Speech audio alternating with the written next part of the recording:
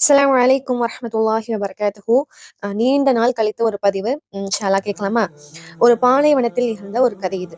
ஒரு நாள் 2 நண்பர்கள் பாலைவனத்துல நடந்து போய்கிட்டு இருக்காங்க. போற வழியில 2 பேருக்கும் ஒரு சின்ன சண்டை வந்துடுது. அப்போ கோபத்துல ஒருத்தன் இன்னொருத்தவனை அடிச்சிடறான். அது நடந்ததும் அடிவாங்கிய நண்பன் கோபப்படாம தாங்கிக்கிட்டு அங்க இருக்கிற பாலைவன மணல்ல எழுதுறான். இன்று என் நண்பன் என்னை காயப்படுத்தினான் என்று. கொஞ்ச நேரம் போனதுக்கு அப்புறமா 2 பேரும் தண்ணி குடிக்க ஒரு இடத்துக்கு போறாங்க. போற வழியில அடிவாங்கிய நண்பன் திடீர்னு மணல்ல சிக்கி மாட்டிக்கிறான். அப்ப அந்த நண்பன் அவனை ரொம்ப கஷ்டப்பட்டு அந்த மணல்ல இருந்து காப்பாத்தி தூக்கி விடுறான்.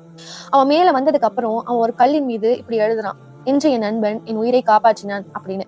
இதை பார்த்த அந்த நண்பன் ஆச்சரியப்பட்டு அவங்க கிட்ட போய் கேட்கிறான்: நான் உன்னை அடிச்சப்ப நீ மணல்ல எழுதின, ஆனா இப்ப கல்லின் மீது எழுதுற, ஏன் அப்படின்னு.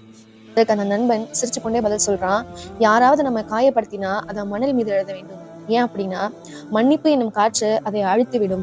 ஆனா நமக்கு யாராவது நன்மை செய்யும் பொழுது அந்த நன்மையை நம்ம கல்லின் மீது தான் எழுதணும். அப்பதான் அது ஒரு பொழுதும் அழியாது அப்படின்னு சொல்றான். ஓகே, இந்த ஸ்டோரி முடிஞ்சிருச்சு. இப்போ நம்மளோட ரியல் லைஃப்க்கு வருவோம். நம்மளோட ஃப்ரெண்ட்ஸ் ஆர் ஃபேமிலி யாராவது ஒருத்தவங்க நம்மளை கஷ்டப்படுத்திட்டா அவங்க கூட பேசாம இருக்கோம், ஃபைட் பண்றோம், அவங்கள பத்தி மத்தவங்க கிட்ட காசி பேசுறோம். நமக்கு மார்க்கம் தெரிஞ்சிருந்தாலும் இதை பண்றோமா இல்லையா? இந்த மாதிரியான சுச்சுவேஷன்ஸ் உங்களுக்கு வரும்பொழுது கோபப்பட்டு அந்த ரிலேஷன்ஷிப்பை பிரேக் பண்ணாம பொறுமையா யோசிங்க.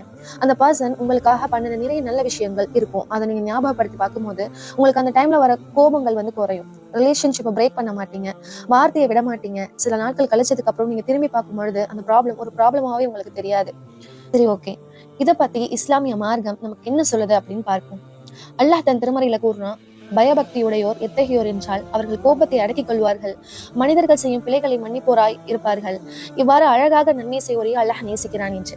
நீங்கள் ஒருத்தரை மன்னிப்பதால உங்களுக்கு எந்த குறையும் உங்களுக்கு ஏற்படாது என்பதை நபி ஸல்லல்லாஹு அலைஹி வஸல்லம் அவர்கள் நமக்கு தெளிவுபடுத்தி உள்ளார்கள். நபி ஸல்லல்லாஹு அலைஹி வஸல்லம் அவர்கள் கூறினார்கள்: மன்னிப்பதால் அந்த மன்னிக்கும் அடியானுக்கு கண்ணியத்தை தவிர வேறு எதுவும் அதிகமாவதில்லை. எவர் அல்லாஹுக்காக பணிவை பாராட்டுகிறாரோ அவரை அல்லாஹ் உயர்த்துகிறான் என்று. அதே மாதிரி உங்களுக்கு யாராவது நன்மை செஞ்சாங்க அப்படின்னா அவங்கள மறந்துடாதீங்க, அவங்களுக்கு நன்றி செலுத்துங்க, அவங்களுக்காக துவா செய்யுங்க. நபி ஸல்லல்லாஹு அலைஹி வஸல்லம் கூறினார்கள்: மனிதர்களுக்கு நன்றி செலுத்தாதவர் அல்லாஹுக்கு நன்றி செலுத்த மாட்டார் என்று. இந்த 2 விஷயங்களோட உங்களுடைய மனசுல ஆழமா பதிய வச்சுக்கோங்க. நீங்க அல்லாஹ்வின் மன்னிப்பு பெறணும் அப்படின்னு நீங்க நினைச்சீங்கன்னா, ஒருத்தவங்க உங்களுக்கு தவறு செய்யும் பொழுது அது உங்க நட்பையோ அல்லது உங்களுடைய உறவையோ உடைத்து விட அனுமதிக்காதீங்க. அவங்கள மன்னிச்சு விட்டு விடுங்க.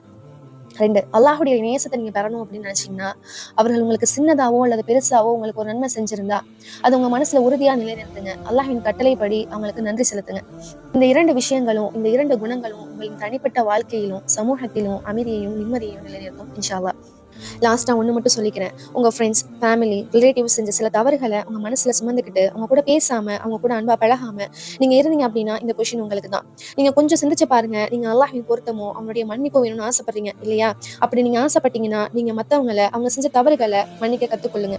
நமக்கு சோதனைகளையும் அருட்கொடைகளையும் அள்ளித்தரும் இறைவனே, வரம்பு மீறி தவறு செய்திருந்தாலும் என்னிடம் மன்னிப்பு கேட்டு தௌபா செய்தால் நான் அவர்களை மன்னிப்பேன் என்று கூறும் பொழுது நாம் யார்?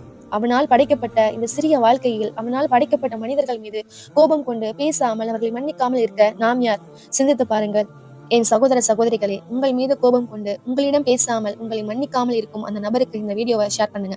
அல்லாஹ் நாடினால் இந்த செய்தி அவர்களுக்கு ஒரு தெளிவை ஏற்படுத்தி அவர்கள் உங்களிடம் பேசவோ அல்லது உங்களை மன்னிக்கவோ இந்த பதிவு நிச்சயம் பயனுள்ளதாக இருக்கும் என்று நான் நம்புகிறேன். நபி ஸல்லல்லாஹு அலைஹி வஸல்லம் கூறினார்கள்: அல்லாஹ்வின் திருப்தியை நாடி எவர் ஒருவரை மன்னித்து விடுகிறாரோ அவருக்கு அல்லாஹ் மறுமையில் கண்ணியத்தை அதிகப்படுத்துகிறான் என்று.